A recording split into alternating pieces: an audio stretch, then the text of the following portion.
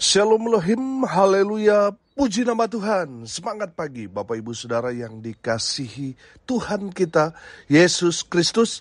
Jumpa lagi bersama saya Pendeta Samuel Mabuntu dalam Renungan Pagi ke 2322 hari Renungan Pagi ini mengudara.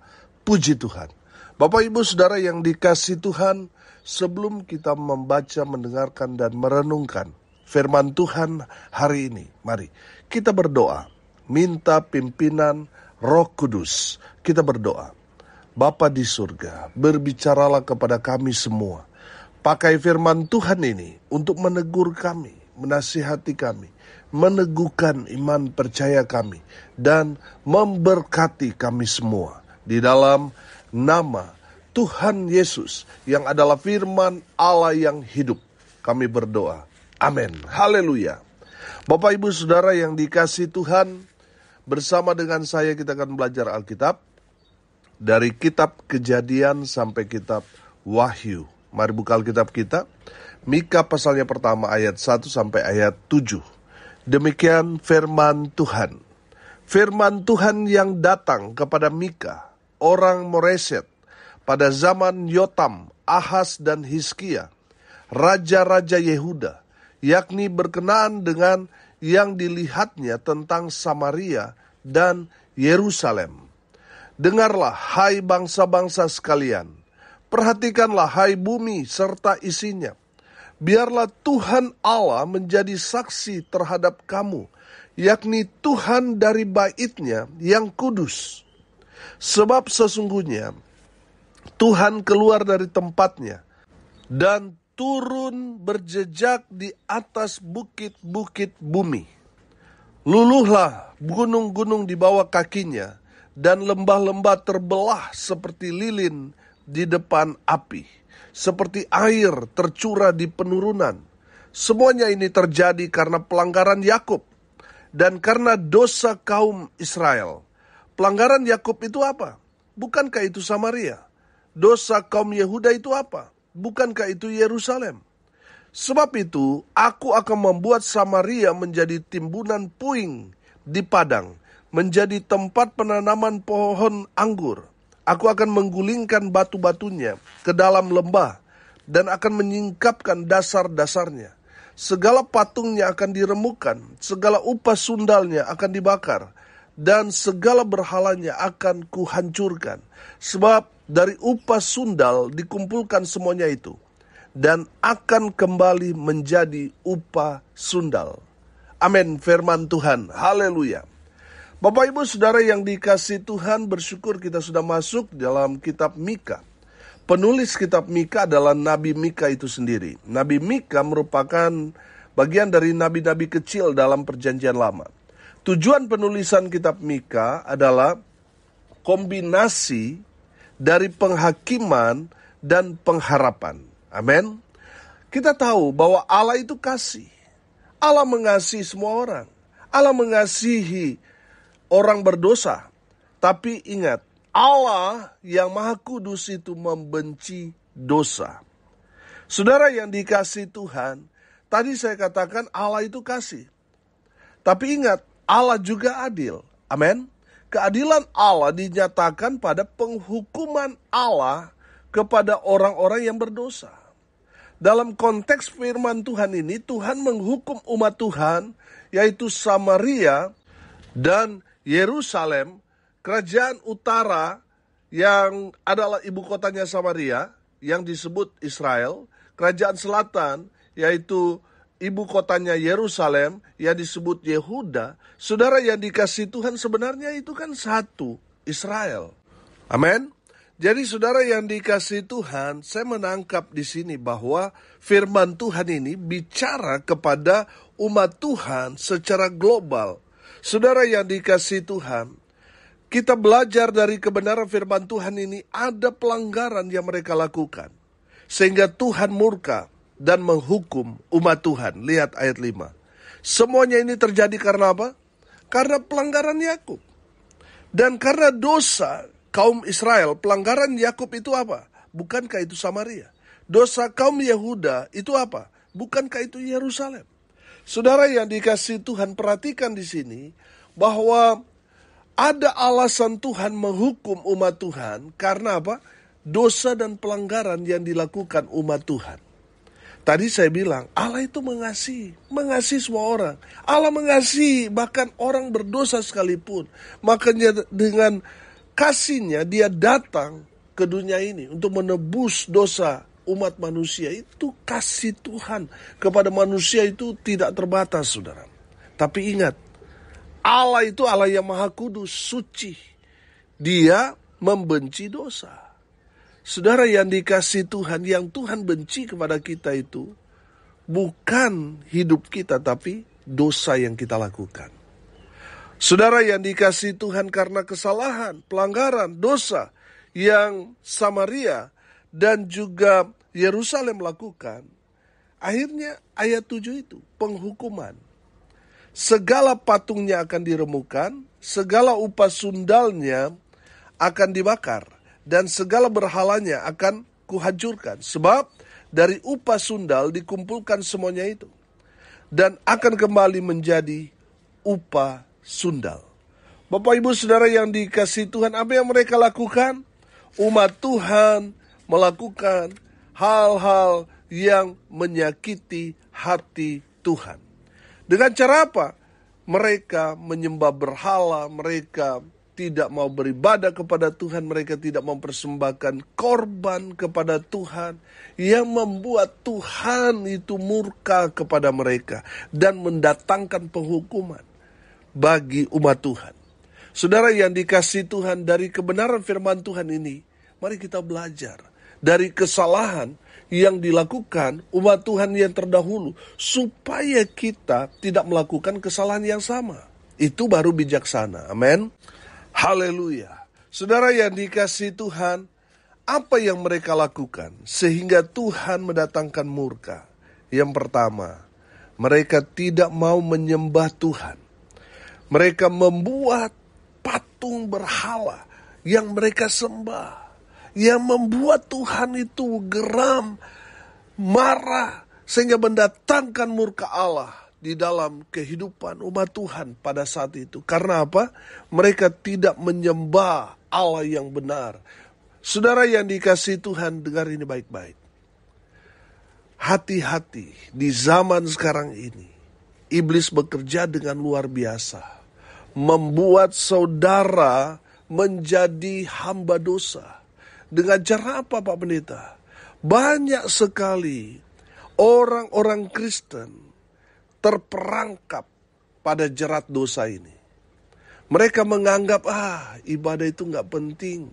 Yang penting saya punya hubungan pribadi dengan Tuhan. Iya, itu bagus. Tapi saudara ingat bahwa kita domba-domba Tuhan. Kita harus ada dalam persekutuan. Kita harus ada dalam koloni orang-orang percaya. Amin. Kita harus ada dalam komunitas kita, di mana kita memuji menyembah Tuhan. Amin. Kita percaya bahwa di saat kita memuji menyembah Tuhan, berkumpul dalam persekutuan di dalam nama Yesus, Sang Gembala Agung kita. Yesus Sang Gembala Agung kita yang adalah Tuhan, hadir di tengah-tengah kita. Amin. Di saat kita dalam persekutuan itu, Tuhan senang. Amin. Saudara lihat yang menjadi kesalahan umat Tuhan pada saat itu. Mereka melupakan Tuhan yang telah membebaskan mereka dari tanah perbudakan di Mesir selama 400 tahun diperbudak. Dan dengan cara Tuhan yang heran dan ajaib, Tuhan memimpin umat Tuhan sampai ke tanah yang dijanjikan Tuhan. Saudara yang dikasihi Tuhan, banyak sekali kebaikan-kebaikan Tuhan yang sudah Tuhan kerjakan, karyakan kepada umat Tuhan. Tetapi umat Tuhan melupakan Tuhan. Saudara, ada berapa banyak orang yang lupa dengan sumber berkat, yang mereka kejar adalah berkat.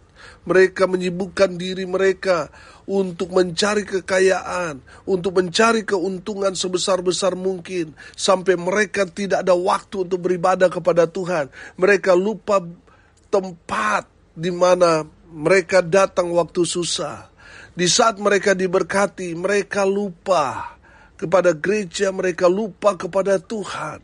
Saudara yang dikasihi Tuhan, kalau saudara sampai lupa beribadah kepada Tuhan, itu menandakan saudara tidak lagi menyembah Tuhan. Saudara sudah membuat berhala. Mungkin berhala itu adalah pekerjaan saudara, usaha atau bisnis saudara. Saudara yang dikasihi Tuhan, kalau saudara sampai lupa beribadah kepada Tuhan, saudara dengar ini baik-baik, hati-hati saudara. Jangan sampai saudara terjebak pada perangkap iblis yang membuat saudara gelap mata, lupa segalanya, lupa beribadah kepada Tuhan. Saudara yang dikasihi Tuhan, kalau saudara sudah tidak datang beribadah kepada Tuhan di gereja, di persekutuan saudara, bersama dengan saudara-saudara seiman, saudara coba cek, jangan-jangan yang saudara sembah sekarang bukan Tuhan lagi, tetapi sudah berhala. Bapak Ibu Saudara dengar ini baik-baik. Ketika kita tidak menyembah Tuhan, kita sedang menyembah berhala. Kita sedang membuat percikan-percikan amarah Tuhan yang cepat atau lambat akan membakar kita. Bapak Ibu Saudara yang dikasihi Tuhan, dengar ini baik-baik, bertobatlah. Kalau selama ini saudara lebih mementingkan harta dunia sehingga saudara lupa beribadah kepada Tuhan, bertobatlah sekarang. Karena apa? Saudara sadar atau tidak sadar, saudara sedang membuat berhala. Mungkin saudara berkata, saya nggak buat patung, saya nggak sembah patung, Pak Pendeta. Iya, tapi kalau saudara tidak beribadah kepada Tuhan, saudara sama dengan penyembah berhala. Harusnya kita umat Tuhan ya ada di rumah Tuhan untuk beribadah, untuk menyembah Tuhan. Harusnya kita ada di rumah Tuhan. Tapi saudara, karena kesibukan kita, karena kita sudah menjadi hamba uang, akhirnya kita lupa segalanya. Bapak Ibu Saudara yang dikasihi Tuhan, dengar ini baik-baik. Kalau saudara tidak menyembah Tuhan, tidak beribadah lagi kepada Tuhan, tidak memberikan korban persembahan kepada Tuhan, saudara, firman Tuhan ini katakan, Tuhan akan membuat Samaria menjadi timbunan puing-puing di padang, menjadi tempat penanaman pohon anggur. Aku akan menggulingkan batu-batunya ke dalam lembah dan akan menyingkapkan dasar-dasarnya.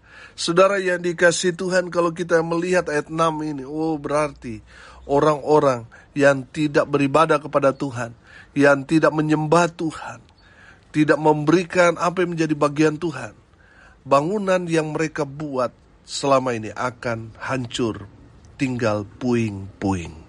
Saudara, ada berapa banyak orang, kelihatannya sukses, kelihatannya berhasil dengan kerja kerasnya, sampai dia tidak beribadah kepada Tuhan. Dan apa yang terjadi? Dia membayar sangat mahal. Semua bangunan yang dia bangun menjadi puing-puing. Karena apa? Karena tidak hidup takut akan Tuhan. Sudah lupa Tuhan. Akhirnya apa saudara? Selesai semuanya. Habis. Hancur, tinggal kenangan. Bapak Ibu Saudara yang dikasihi Tuhan, saya percaya saudara pasti tidak mau itu terjadi. Oleh karena itu saudara, bertobatlah. Kembalilah kepada Tuhan. Amin. Andalkan Tuhan dalam kehidupanmu. Saudara, betul kita bekerja, kita boleh kerja keras dengan luar biasa, tapi jangan pernah melupakan Tuhan. Kalau saudara melupakan Tuhan, saudara mungkin bisa jadi kaya, bisa berlimpah, bisa punya segalanya. Tapi pada akhirnya itu semua akan menjadi puing-puing. Saudara, mau anak cucumu menikmati berkat yang Tuhan berikan kepada saudara? Amin. Hiduplah takut akan Tuhan. Amin. Ingat Tuhan. Beribadahlah kepada Tuhan. Jangan sibuk sampai saudara lupa. Saudara sadar atau tidak sadar sudah membuat berhala dalam hidupmu. Dan Tuhan tidak suka. Kalau Tuhan nomor 2, Tuhan tidak suka. Prioritaskan Tuhan. Utamakan Tuhan dalam kehidupanmu. Orang yang mengutamakan Tuhan, orang yang selalu ingat beribadah kepada Tuhan. Amin. Dia selalu cari Tuhan. Dia tidak pernah melupakan Tuhan. Dan dia terus membangun hubungan dengan Tuhan secara pribadi. Dan di tengah-tengah komunitas, gereja, persekutuan, dia gemar, dia rajin, dia tekun beribadah kepada Tuhan. Orang-orang seperti itu, hidup mereka dijaga, dilindungi, dipelihara, diberkati oleh Tuhan. Amin. Walaupun ada banyak tantangan, persoalan, pergumulan yang dihadapi oleh orang-orang benar, mereka akan keluar menjadi pemenang, bahkan lebih daripada orang-orang menang. Amin. Haleluya. Bapak Ibu Saudara yang dikasihi Tuhan, firman Tuhan ini menjadi peringatan buat kita semua. Jangan lupa beribadah kepada Tuhan. Jangan sampai kita membuat berhala dalam hidup kita. Jangan sampai kita lupa Tuhan. Dan hari ini kita belajar dari kebenaran firman Tuhan ini. Kalau hidupmu mau diberkati Tuhan, anak cucumu menikmati berkat-berkat Tuhan yang Tuhan berikan kepada saudara dan janjinya kepada anak cucu kita, ingat Tuhan terus. Amin. Cari Tuhan.